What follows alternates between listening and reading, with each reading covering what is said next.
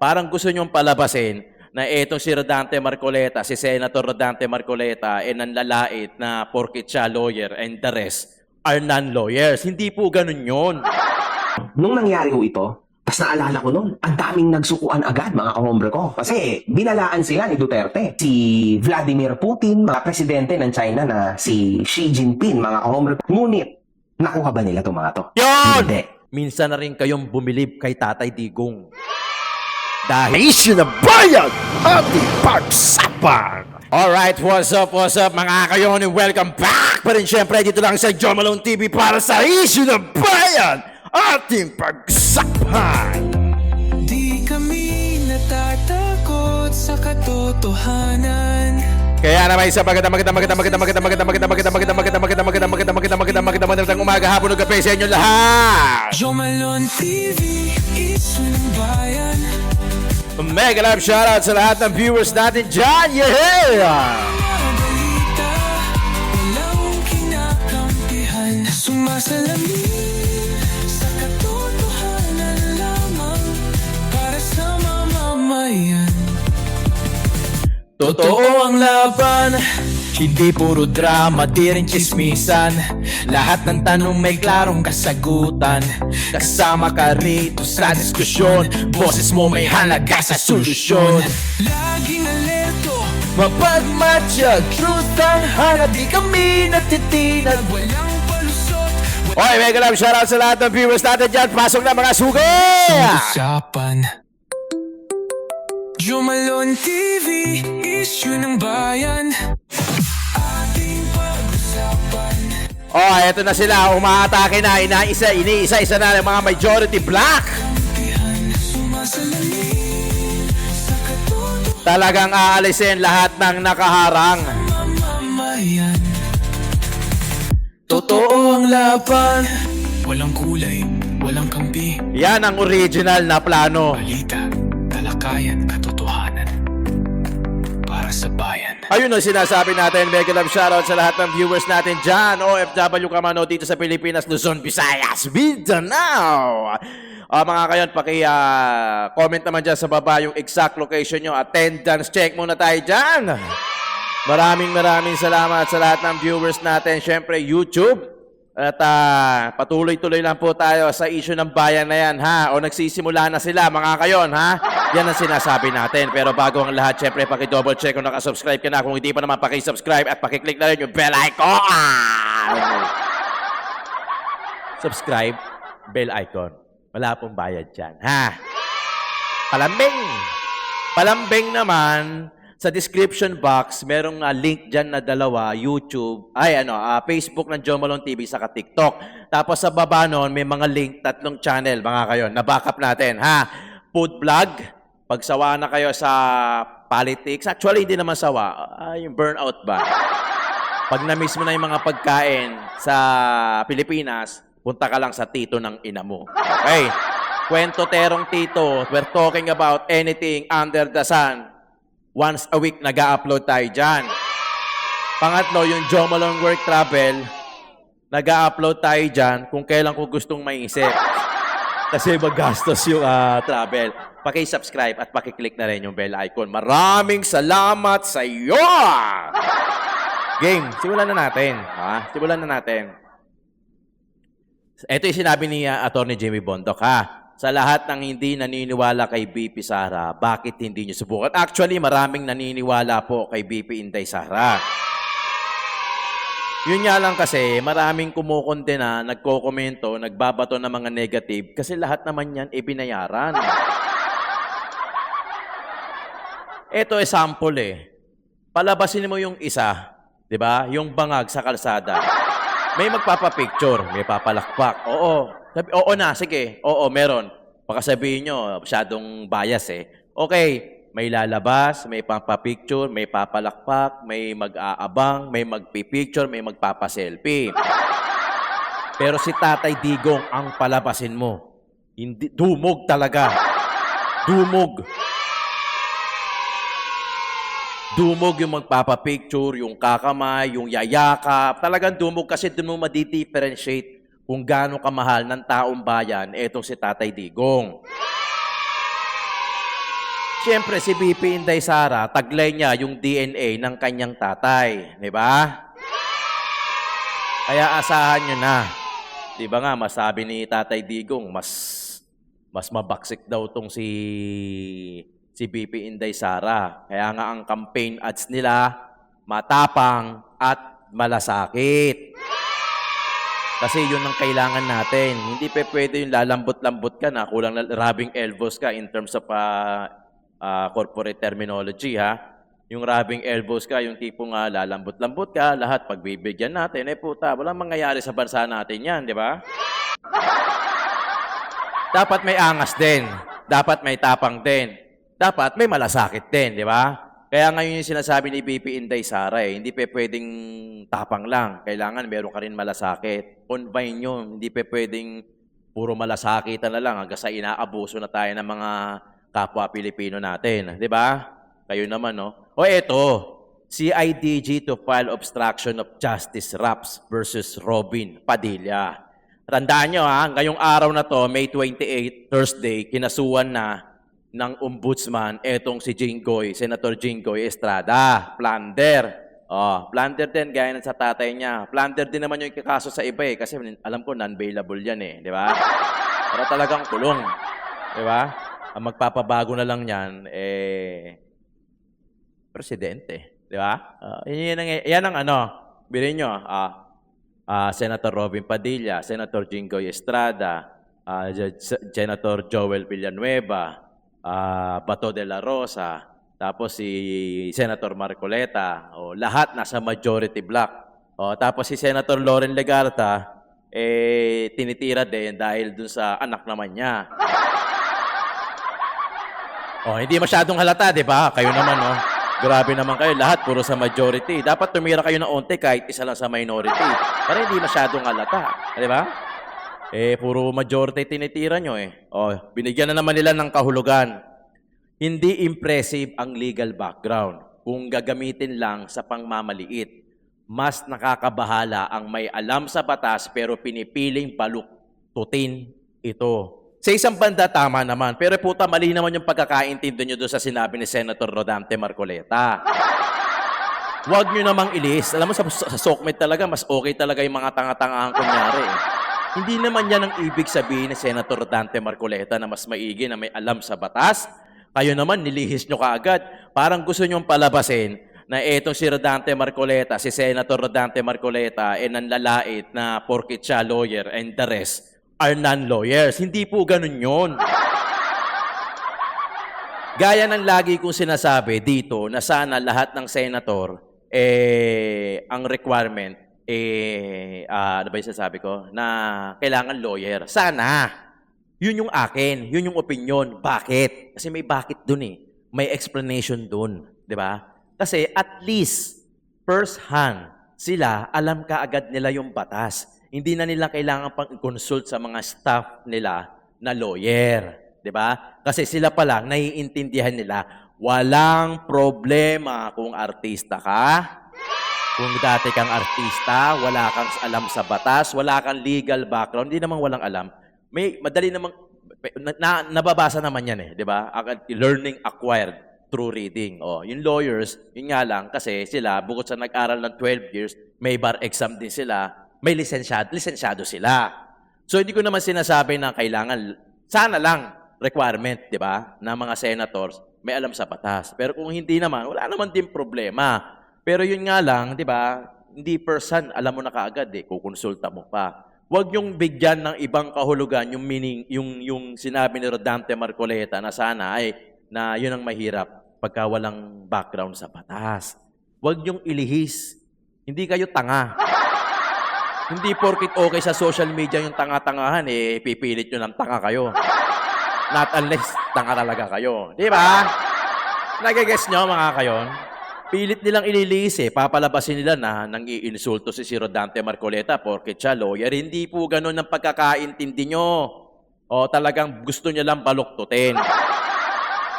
Alam nyo, si Robin Padilla, non-lawyer yan. Pero putya, baka mas marami pa yan nagawa sa inyo sa kaibang prinsipyo ni Robin Padilla, Kaya sinasabi ni Tatay Digong na tumakbo siya.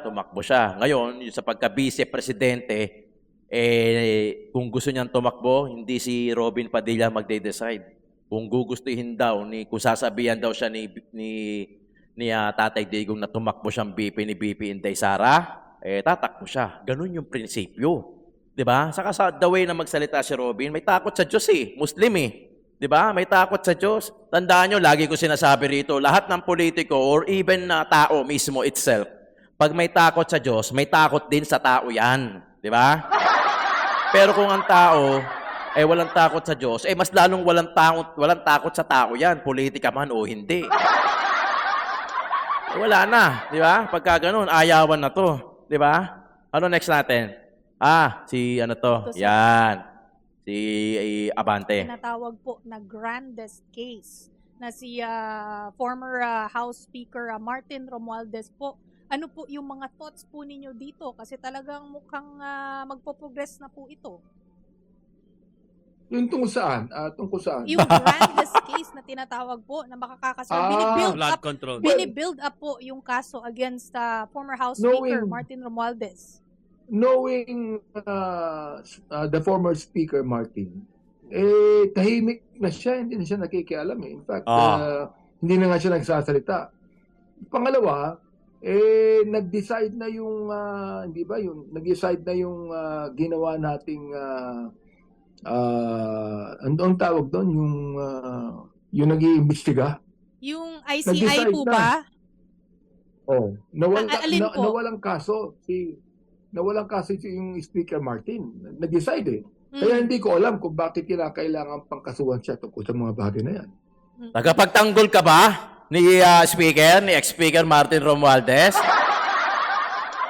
Parang ayaw nyo talagang pasabitin yan Sinasabi po kasi nila, kaya nga po tinatawag daw na grandest case kasi ang lalaki daw na pwedeng ikaso po sa kanya na Yes. up pa daw po nila ngayon. It's taking time po kasi gusto nila solid yung kaso sa kanya. So mukhang nangangalap po sila ngayon ng mga ebidensya at impormasyon.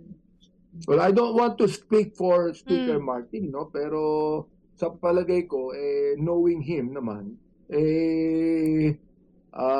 naging very controversial siya bilang Speaker of the House, no? Pero I don't know, sapagkat yung naging bisigat tungkol sa kanyang kaso, wala namang nakita, Wala namang nakita. So I really do not know what the Ombudsman has on him. Grabe ka naman. Tagapagtanggol. Di ba? Alam mo, kahit sinong tanongin nyo rito sa Pilipinas, kung anong status ni... Kaya naman nananahimik yan kasi wala na Napunta na sa impeachment yung issue Di ba? Tapos napunta sa Senado. So paano pa mapupunta? Pero nagsalita yan. Nung naipit siya, nagsalita na siya, di ba? Umamin na. Tapos ngayon, nung nabaling, medyo nawala sa kanya, okay, ligtas na naman. Di ba? Ligtas na naman. Pero kung tutusin, karamihan ng mga Pilipino, alam na nila kung ano pinaggagawa ninyo. Naghihintay na lang yan ng 2028. Tingnan nyo. Subok kayo ulit. Sumubok kayo nang malaman natin sa 2028. Sige, pagbigyan na natin mga kayon. 2026 total, eto naman yung last year nila 2027, again, non-bearing year yan. 2027, busy na yan sa pagpapapogi. 2028, election na, Sige, pagbigyan natin, total, going, ano na tayo mid-year na tayo sa June, sa Lunes. Nakakalahati na tayo. Pagbigyan natin, sige, sa 2027, tignan natin kung ano ibubugan ninyo, kung gaano kalupit yung mga aangal, yung mga kikibo, yung mga magbubukan ng bibig dyan para sa laban sa inyo. Sige, tignan natin. Ito yung yung sa Ombudsman. Yan yung kaso kay Senator Jinggoy Estrada. Grabe, ang daming papel, no? Ganon-ganon lang yon.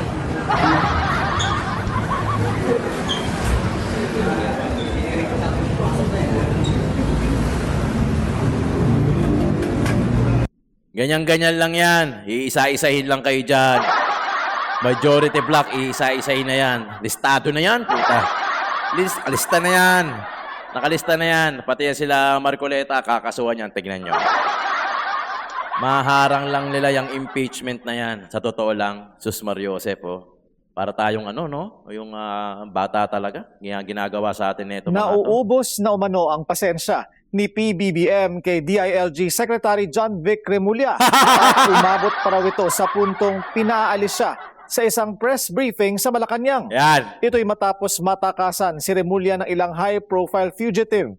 Kabilang dyan si Senator Bato de la Rosa na wanted ng ICC, si Charlie Atong Ang na tinuturong mastermind sa missing Samueros case, Yan. si former Duterte spokesperson Harry Roque Oh. na wanted dahil Zaldico. sa Pogo fiasco, at si resigned Congressman Zaldico, Oh. isa sa key figures ng flood control scandal. Ayon sa informant ng Billionaire News Channel, kinokonsidera na ng Pangulo na ibalik sa pwesto si dating DILG Chief Benhur Abalos. Yan. Pero tila malakas umano ang kapit ni Secretary John Vic sa pwesto Naman. dahil sa kapatid niyang si Ombudsman Boying Remulla. Diba? Yari ka na ngayon. Oh. Ikaw naman, John Vic, ang itatapon. Nauna nang itapos si Torre. Di ba? Pero syempre, hindi declared. Kumbaga, diyan ka muna ha. Pero tinapong ka na rin nun. Di ba? Ang taas ng ingay ni Jenny Torre. Di ba? Ang ingay ni Torre. Tapos ginawang MMDA. Di ba? Tapos ngayon, wala na. Ganun din gagawin dito kay John Vic. Pasalamat nga to si John Vic. Malakas din ang backer na ito dahil kay Crispin. Pero pwede yan. Pero pwede mangyari yan. Ipo-float ka muna kunyari. Oy, lipat ka muna dito. Iba mo na isasalang ko. Pag wala na kayong pakinabang, hindi naman bago yan. Kahit sa atin, sa magkakaibigan, pagka wala nang pakinabang sa grupo natin, sa group chat natin, medyo hindi naman natin iti-chapwera. Pero di lang na idle mode lang natin yan. Di ba? Aloof ka muna. Kunyari, nag-i-exist ka pero di ka namin nakikita. Parang ganun. John Vic, baka ganun ang gawin sa'yo. Maganda ka na. Di ba? Mali ka ng kinapitan. Ang dapat, kay BP ka na lang. Ay, nako.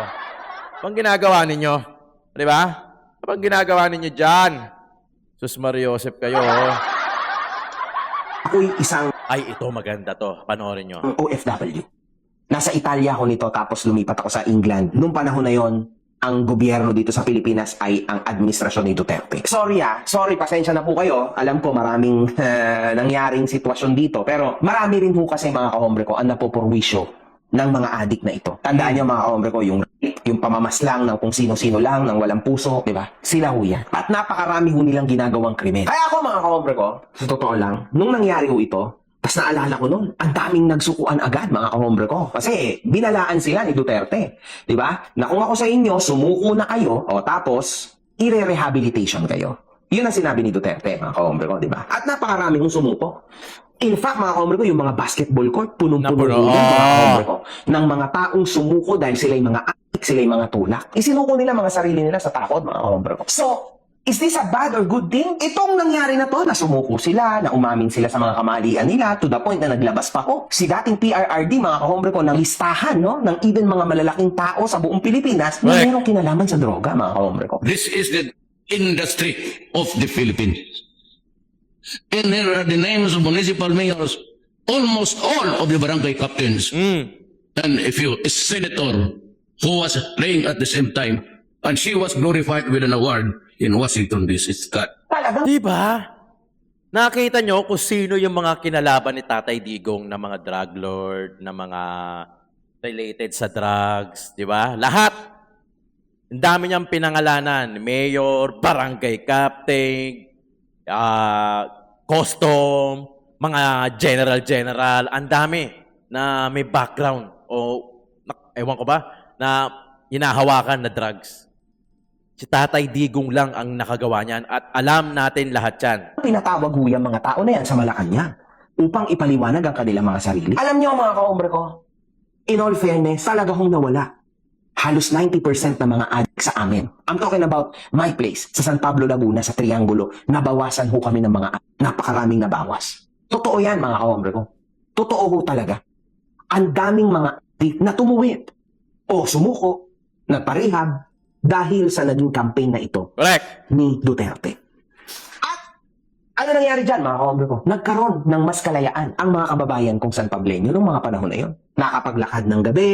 Kiwento din yan sa akin ng pamilya ko. Mas maayos na ang mga gabi. Hindi na masyadong nag-iisip na baka manakawan ako ng manok, kung anong mangyari sa anak ko naglalakad Yes. ng gabi, dahil late dumating galing sa school, galing sa work. Totoo naman yan, mga kaombre ko. Ewan ko lang kung kayo na-feel nyo yan, pero ako na-feel ko yon sa San Pablo. Totoo yon, mga kaombre ko. Kaso, mga kaombre ko, sa mga bagay na mahalimuyak at magaganda, meron din hong downfall. At yun na nga yung EJK. Tama?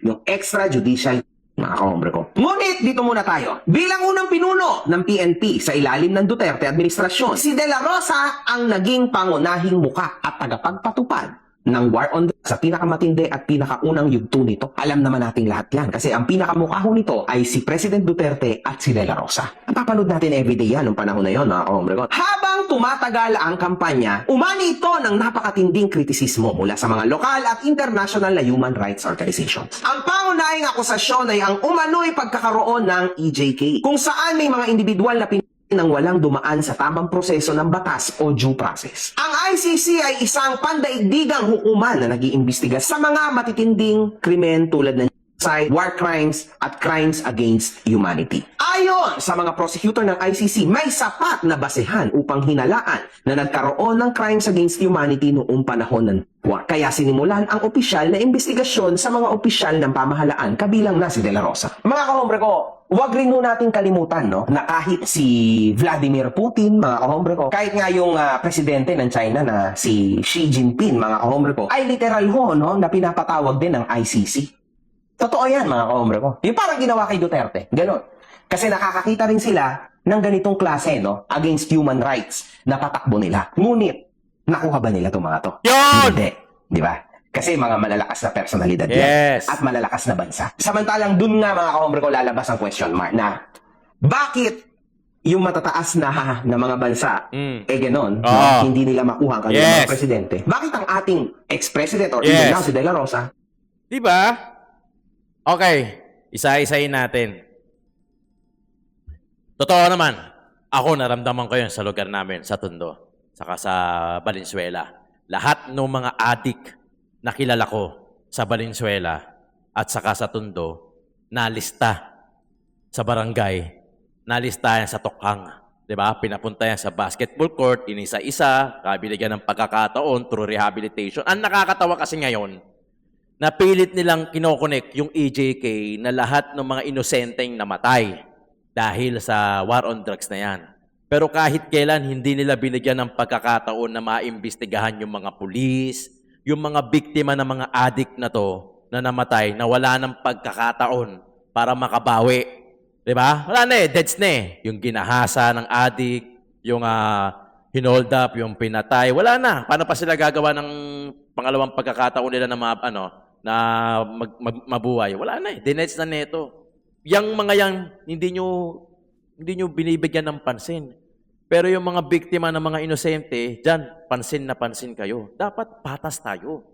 Yung mga lesbo na tinira ng mga adik na na-deads, tinumba, ano na nangyari? Ba't hindi maimbestigahan? Bakit walang special attention? Di ba? Kung talagang lahat iisa-isayin nyo, pati yung mga nabiktima ng mga adik na to, hindi lang yung mga extra judicial killing. Puta, tanda ko pagka binabanggit ni Tatay Digong yung mga drug addict, yung about sa war on drugs, puta. Ito totoo Ito lahat na nakikinig sa akin, ito totoo. Sabihin nyo man hindi kayo DDS ngayon o DDH kayo ngayon.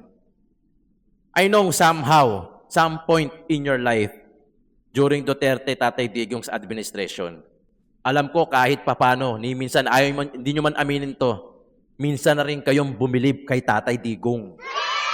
Dahil dyan sa war on drugs na yan. Hindi nyo aaminin yan, promise. Hindi kayo Hindi yung mga ka-DDS ko rito. Yung mga DDH.